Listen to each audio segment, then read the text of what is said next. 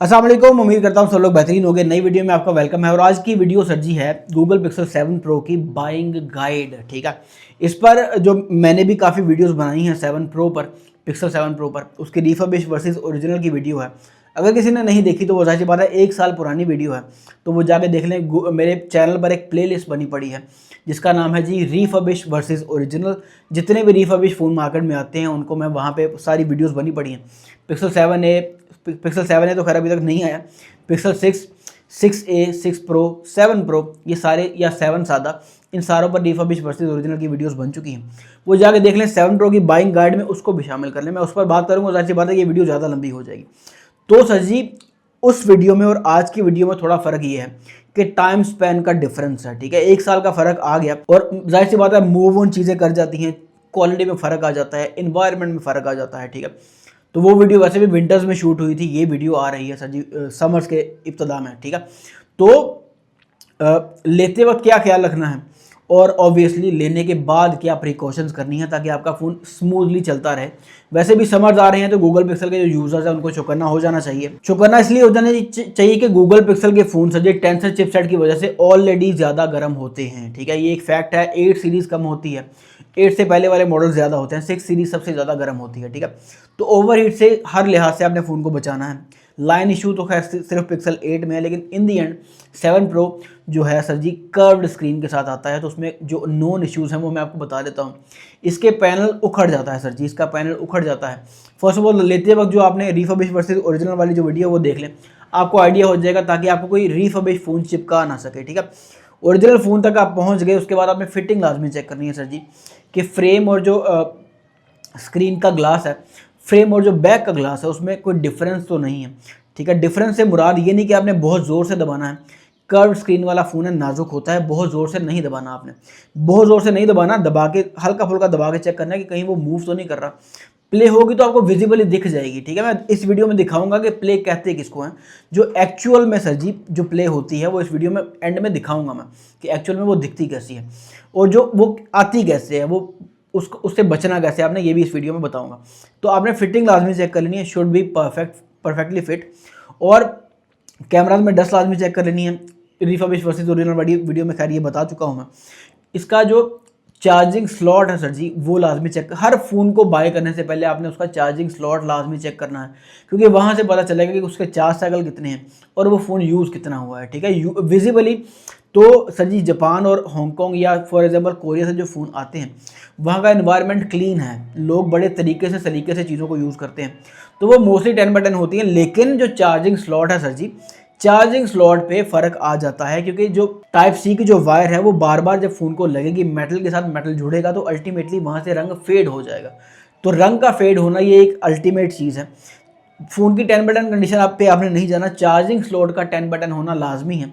ये इस चीज़ की अलामत है कि आपका फ़ोन कितना चला हुआ है। ठीक है, चार्जिंग स्लॉट क्लीन होगा तो इसका मतलब है कि फ़ोन आपका कम यूज़ हुआ है। और सर जी चार्जिंग स्लॉट जो है ज़्यादा यूज़ हुआ होगा, कलर उड़ा होगा, कलर फेड हुआ होगा, या चार्जिंग स्लॉट अंदर से बहुत ज़्यादा कार्बन आया होगा, उसके अंदर ब्लैक कलर आया होगा अंदर, तो जाहिर सी बात है वो बहुत ज़्यादा फ़ोन यूज़ हुआ है। ठीक है, वीडियो में आज 2 ही शूट करूँगा क्योंकि ये अभी दिन का टाइम है, मेरी मजबूरी है इस टाइम पे शूट करना। रात को टाइम नहीं मिला मुझे, इसलिए मैं इस टाइम पे शूट कर रहा हूँ और बाकी वीडियो रात को कंटिन्यू कर लेंगे क्योंकि रात के टाइम शोर थोड़ा कम होता है। ठीक है, तो 7 pro refurbish versus original check कर लिया, कैमरा में डस्ट चेक कर ली, शेड डॉट आपने चेक कर लेना है। उसका तरीका सर जी ये है, आपने सेटिंग्स में जाना है, सेटिंग्स में जाकर डिस्प्ले में जाना है, डिस्प्ले में जाके आपने डार्क मोड को ऑफ कर देना है। ठीक है, डार्क मोड या नाइट मोड जो भी कहते हैं डिस्प्ले सेटिंग्स में मिल जाएगा आपको, मैं स्क्रीनशॉट लगा दूंगा यहाँ पे, मुझे याद नहीं आ रहा उसे कहते क्या है। तो डार्क मोड ऑफ कर दिया आपने, सारी स्क्रीन उसकी वाइट होगी बैकग्राउंड। तो आपने प्ले स्टोर ओपन करना है। प्ले स्टोर सबसे ज़्यादा क्लीन जो इंटरफेस देता है वो प्ले स्टोर देता है, या वो कोड मिला लें जो स्टार है 7287 है स्टार वाला होता है, उससे भी आपको पता चल जाएगा। तो अपने स्क्रीन लाजमी प्रॉपर्ली चेक करने की, कोई शेड ना हो, कोई हल्का फुल्का भी डॉट ना हो उसके अंदर। ठीक है, तो ये भी आपने चेक कर लेना। कैमरा के अंदर डस्ट भी चेक कर ली, फिटिंग भी चेक कर ली। अब सर जी फ़ोन आपने ले लिया, चार साइकिल अच्छे थे, कंग्रेचुलेशन, बड़ा अच्छा किया आपने फ़ोन ले लिया। लेकिन अब आगे जो प्रिकॉशन बरतनी है वो बता दूं कि फर्स्ट ऑफ ऑल तो सबसे जो कंपैटिबल चार्जर है सर जी वो आपने यूज़ करना है, इनकम्पैटिबल चार्जर नहीं लगाना। गूगल पिक्सल के फ़ोन बहुत नाजुक है चार्जर के मामले में, ऊपर से आगे गर्मी आ रही है, ऊपर से आपके पास कर्व्ड स्क्रीन वाला फ़ोन है, तो बहुत ज़्यादा केयर करनी है सर जी।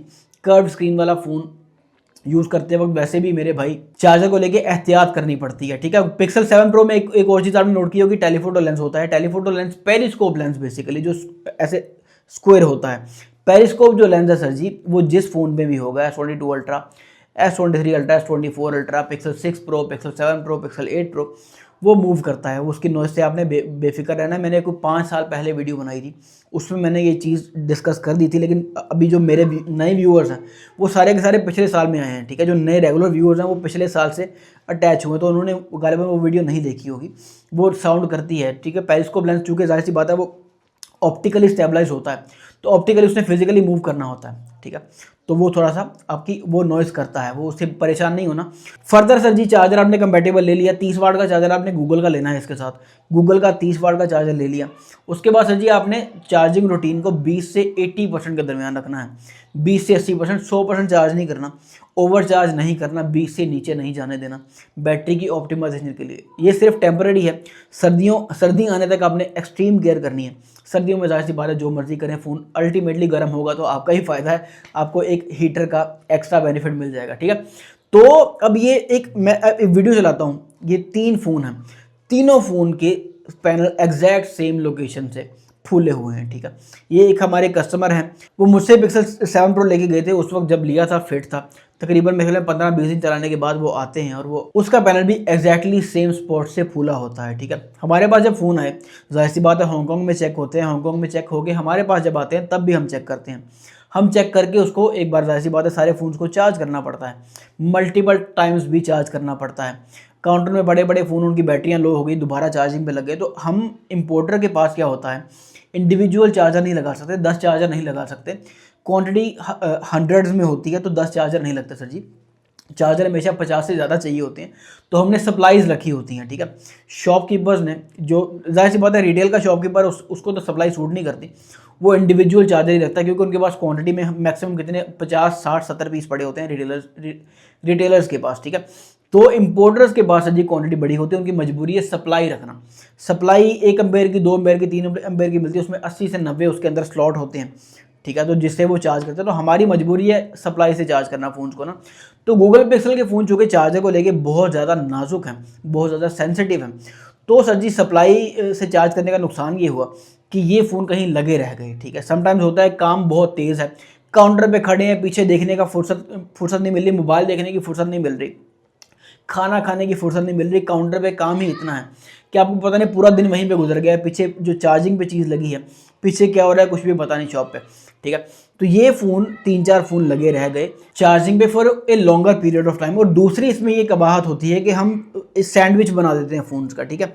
एक फ़ोन रख दिया, उसके ऊपर दूसरा, उसके ऊपर तीसरा, उसके ऊपर चौथा, उसके ऊपर पाँचवां, ठीक है। 5-5, 6-6 फ़ोन्स की लाइन बना के 8-10 लाइनें बन गई और सारे के सारे फ़ोन चार्जिंग पे लग गए, ठीक है। तो 3-4 फ़ोन ऐसे सैंडविच बने पड़े थे।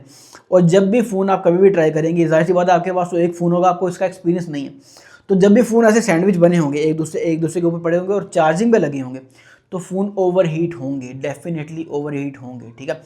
तो हमारे साथ जो मुझे समझ आती है, जो मुझे जो मेरा काम करता है, हमारे फ़ोन के साथ जो हुआ, जो स्क्रीन पर चल रहे हैं सारों के पैनल उखड़े हुए हैं एक ही एग्जैक्ट सेम जगह से। खैर ये एग्जैक्ट सेम जगह से नहीं उखड़े होते, 6 प्रो के भी मैंने चेक किए, उसके डिफरेंट एंगल से उखड़े होते हैं। ज़ाहिर सी बात है वो डिफरेंस आता होगा, जहाँ पे ज़्यादा वजन अप्लाई हुआ, जहाँ से ज़्यादा अंदर से हीट इवेपोरेट हुई, वहाँ से पैनल उखड़ गया, या वहाँ से बैग उखड़ गई, या वहाँ से बैटरी फूल गई, ऐसा जो भी आसार होता है, ये एक्सपेक्टेड चीज़ें होती हैं, अंदाज़ा नहीं बताया जा सकता कि जी ऐसा हुआ होगा या ऐसा हुआ होगा, ठीक है। तो मेरे अंदाजे के मुताबिक जो फ़ोन सैंडविच हुए थे और सप्लाई पे चार्जिंग पे लगे थे सर जी, तो उस वजह से ये काम लगा है। लेकिन इन दी एंड आपने सप्लाई पे नहीं लगाना, इन दी एंड आपने मल्टीपल फ़ोन चार्जिंग पे नहीं लगाने सैंडविच करके। ज़ाहिर सी बात है जो घर पे 1-1, 2-2 फ़ोन रखते हैं वो तो सेपरेट ही रखे होते हैं, तो वहाँ पर ऐसा इशू नहीं आने वाला। लेकिन जो फर्स्ट में हमारे ज़िया भाई हैं, ज़िया भाई के साथ ये इशू आया था कि उनका ये ऐसे पैनल एग्जैक्ट सेम लोकेशन से उखड़ गया था, उनके साथ क्या हुआ था वो उनको खुद भी नहीं पता, ठीक है। रात के टाइम फ़ोन ओवरहीट हुआ है, क्या हुआ है, गिरा है, पॉकेट में वजन पड़ा है। दूसरा, टाइट जीन्स की जो पैंट्स हैं वो भी जाहिर सी बात है कर्व स्किन वाले फ़ोन के लिए ख़तरनाक होती हैं। टाइट जीन्स की पैंट्स जाहिर सी बात है फ़ोन के लिए ख़तरनाक होती हैं। बैकग्राउंड में डाटा चल रहा है, फ़ोन थोड़ा हीटअप कर रहा है, तो इश्यूज़ बन जाते हैं। मेरे साथ हुआ था, मेरे साथ, मैं फ़ोन का एक्सपर्ट हूँ, सैमसंग का फ़ोन था, गैलेक्सी S6 एज था मेरे पास, ठीक है, काफ़ी साल पुरानी बात है। तो वो मेरी आंखों के सामने उसके अंदर लाइन आ गई, तो मुझे आइडिया भी नहीं हुआ कि लाइन, तो आपको नहीं आइडिया होता कि इम्पैक्ट कहाँ से आना है। तो एक्सट्रीम केयर करनी पड़ती है, ठीक है। मेरे S6 एज के साथ ये हो चुका है, मुझे पता है कि गालिबन नॉर्मल यूजेज में मुझसे हल्का फुल्का गिरा होगा या कोई फिजिकल इंपैक्ट आया होगा, या हो सकता है मेरी कोई टाइट जीन्स की पैंट की वजह से वजन पड़ा हो और ये काम लग गया हो। फ़ोन वो ओरिजिनल था, उस वक्त पैच CPD वाला सीन नहीं था, ऑफिशियल PDA था, ओरिजिनल था, खुला रिपेयर नहीं था, मैंने खुद चेक किया था, ठीक है। तो मेरे साथ ये ऐसा हो चुका है कि मुझे अननोन रीज़न, मुझे पता भी नहीं चला, मेरी आंखों के सामने यूज़ करते करते फ़ोन के अंदर लाइन आ गई और वो परमानेंट थी और वो बढ़ती गई। इन दी एंड मेरा फ़ोन पूरे का पूरा वेस्ट हो गया। तो आपने एक्सट्रीम केयर करनी है, ठीक है। मैं वैसे एडवाइस नहीं करता कि 7 Pro ऐसा फ़ोन है जो हर किसी के लिए एडवाइजेबल नहीं है। 6 Pro उससे भी पुराना है 1 साल, तो वो भी बिल्कुल भी एडवाइजेबल नहीं है, ठीक है। तो 7 Pro भी हर किसी के लिए एडवाइजेबल नहीं है। अगर आप समझते हैं कि आप परफेक्टली हैंडल कर सकते हैं, आपको डेलिकेटली फ़ोन हैंडल करना आता है, तभी 7 Pro लें, वरना 7 Pro ना लें। 8 में लाइन का इशू है, यहाँ पे मजबूरियाँ ये हैं कि 8 में लाइन का इशू है, 8 के अलावा फिर 7 Pro रह जाता है, या सैमसंग गैलेक्सी S23 आता है, लेकिन वो थोड़ा महंगा है और अल्टीमेटली वो 128 GB होता है और उसकी बैटरी टाइमिंग बहुत कम है। तो 7 Pro के कैमरास बहुत सुपीरियर हैं, तीनों फोकल लेंथ हैं और अच्छे कैमरा, मतलब डिस्प्ले भी अच्छा खासा है। तो कुछ लोग मजबूरी से ख़रीद लेते हैं, तो उनके लिए ये गाइड थी कि सर जी बड़ा एक्सट्रीम केयर करनी है आपने, कुछ पता नहीं होता, समर्स में ये इश्यूज ज़्यादा होते हैं, ओवर हीटिंग के, पैनल उखड़ने के, स्क्रीन में लाइन आने के। पिक्सल 8 में लाइन का इशू ज़्यादा है, और जो दूसरा बाकी एमोलेड फ़ोन्स हैं उनके अंदर लाइन का इशू आता है। वैसे भी नॉन जो सैमसंग का कोई भी ऐसा फ़ोन नहीं जिसमें मतलब बहुत ज़्यादा नॉन रीज़न बनी होगा जी इस फ़ोन में ज़्यादा इशू आ गया। जैसे OnePlus के 8 सीरीज़ में, OnePlus की 9 सीरीज़ में, सारी की सारी सीरीज़ में लाइन का इशू था, ऐसा सैमसंग के किसी फ़ोन के साथ नहीं है। लेकिन मेरे सैमसंग गैलेक्सी S6 एज के साथ ऐसा हो चुका है। तो एमोलेड स्क्रीन है तो केयर आपने करना है। सुपर एमोलेड स्क्रीन जो भी है वो नाजुक होती है इस मामले में, तो वहाँ से आपने एक्सट्रीम केयर करनी ही करनी है, ठीक है। 7 Pro की जो अल्टीमेट गाइड है वो कंप्लीट होती है यहाँ पे। 7 Pro की जो रिफर्बिश वर्सेस ओरिजिनल वाली वीडियो वो आपने लास्ट में देख लेनी है। इस वीडियो से ज़्यादा नॉलेज आपको उस वीडियो में से मिल जाएगा, ठीक है। कैमराज में इम्पैक्ट क्या पड़ते हैं, डस्ट कैसे दिखती है, कैमरा जो इन दी एंड कैमरा क्वालिटी में कैसे फ़र्क आता है, वो सारा कुछ उस वीडियो में बताया है। इस वीडियो में जो नई चीज़ ऐड हुई वो पैनल के उखड़ने की थी, जो जाहिर सी बात है इस वीडियो में कवर हो गई है, और जाहिर सी बात है एक कॉम्प्रिहेंसिव गाइड आपको आ गई। तो अल्टीमेटली लोग डर गए होंगे ये मेरी गाइड वाली वीडियो देख के, और 7 Pro को लोग अवॉइड ही करेंगे। 8A आ रहा है, जाहिर सी बात है मार्केट में आना शुरू हो गया है पिक्सल 8A, तो कराची में भी आना शुरू हो जाएगा, पूरे लाहौर में हर जगह पे 8A आना शुरू हो जाएगा। थोड़ी बिल्ड क्वालिटी हल्की है उसकी, लेकिन एक सेफ ऑप्शन है आपके लिए, ठीक है। तो make your decision wisely. 7 Pro नाजुक फ़ोन है और एक्सट्रीम केयर आपने करनी है। मिलते हैं इंशाल्लाह किसी अगली वीडियो में, तब तक अपना ढेर सारा ख्याल रखिएगा। अल्लाह हाफिज़।